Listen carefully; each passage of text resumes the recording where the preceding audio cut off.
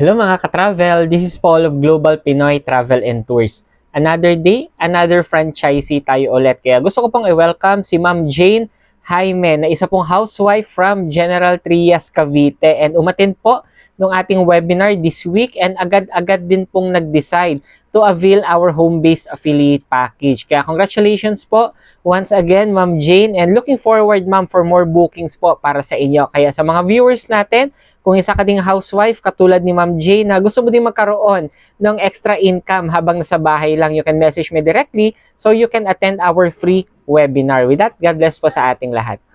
Gusto mo din bang umattend ng ating free webinar para sa travel and tours business?